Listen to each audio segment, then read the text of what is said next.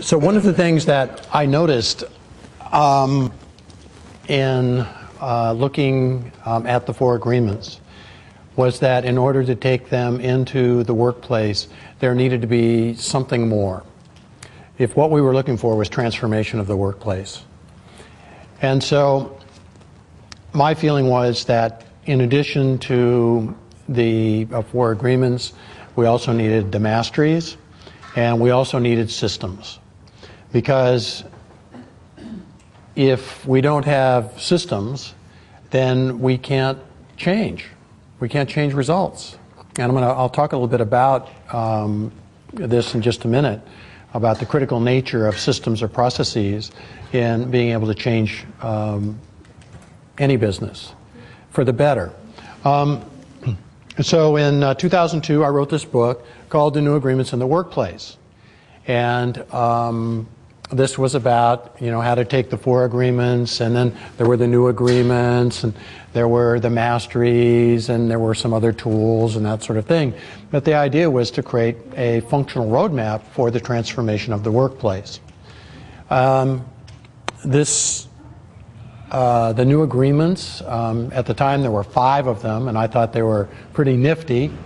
But over time, what I found is that the environment was changing, and that the agreements also needed to change in order to be as powerful as they could be in the workplace.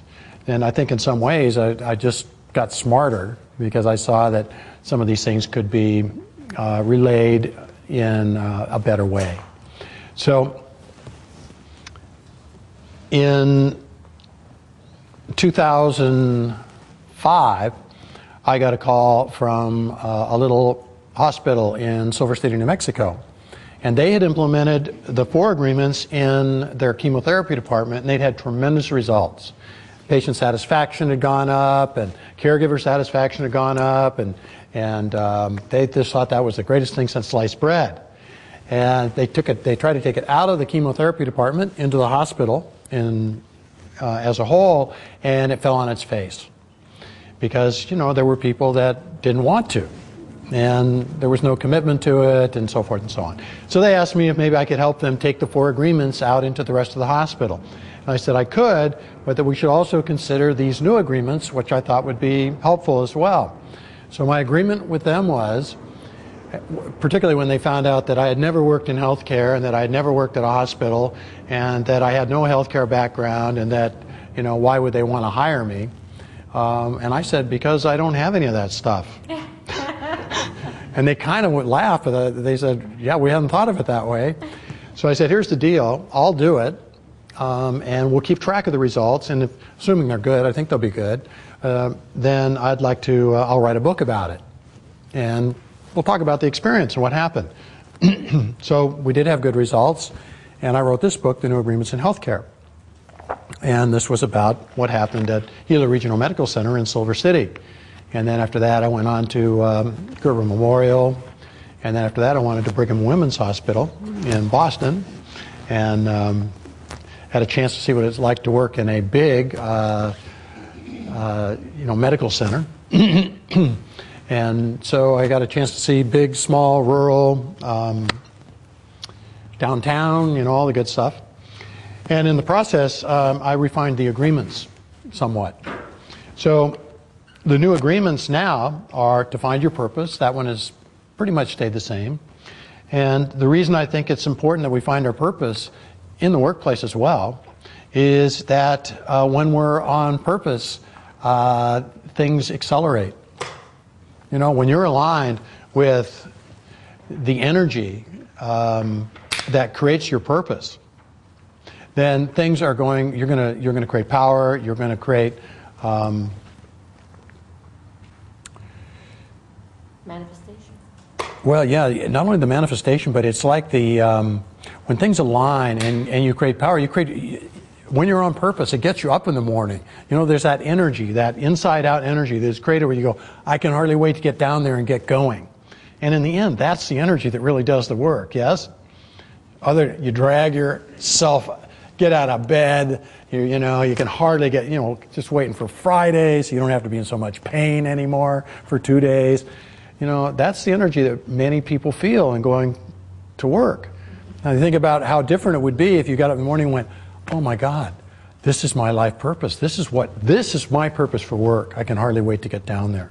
It's like night and day. The second one, I have love, grow, and serve others. That one has changed to grow and serve the frontline staff. Why do you think love has been taken out of there? Grow and serve the frontline staff. Take a guess. Why I don't use the word love anymore. People's reaction. Say it again? People's reactions to it that you... Exactly. Baggage. People in the workplace, you can mention the word love and already they're in terror. Holy, what is going on here? This isn't going to be some airy-fairy kumbaya thing, is it? What's going on here? Is this religion? Yeah, is this religion? Are they trying to get us in a cult? What's going on here? You know, why are we doing this here? This shouldn't be done here. This is a workplace. It is amazing how much reaction there is to the word love. So, you know, why fight it? Why would you want to create fear if you don't have to? So I just took it out. Now it's grow and serve the frontline staff. And I really believe that's exactly what it should be. Because if you can get leaders to focus, I mean, what could be a bigger job for a leader than to grow and serve the frontline staff? If you go and serve them, they will grow and serve your customers. They will take care of everything if you just put them in a position to be successful, which is the job of leadership. Be a systems thinker. We're going to come back and spend a little time with this one because this is such a key to the transformation of the workplace, I can't even tell you. Most people I say, be a systems thinker, they go, what do you mean? What are systems? What's this systems thinking stuff? And it's a good question because the vast majority of people in business wouldn't have a clue what you're talking about. Even if they knew about quality and systems and stuff like that, they only know it intellectually. They have no idea how to apply it. So be a systems thinker and finally practice a little every day. We practice a little every day because we become what we practice. It's that simple. It doesn't have to be formal practice. If you want to be really good at anger, practice every day.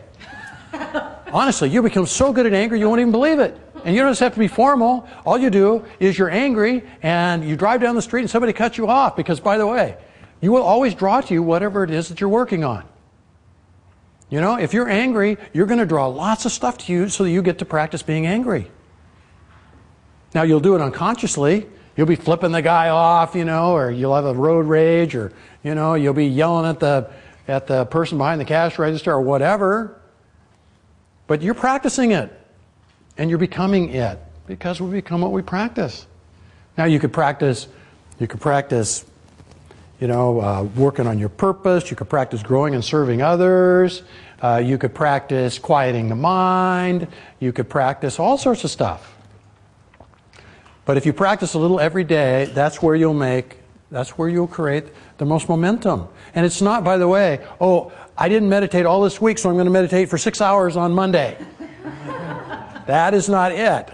It's a little practice every day. It becomes like brushing your teeth.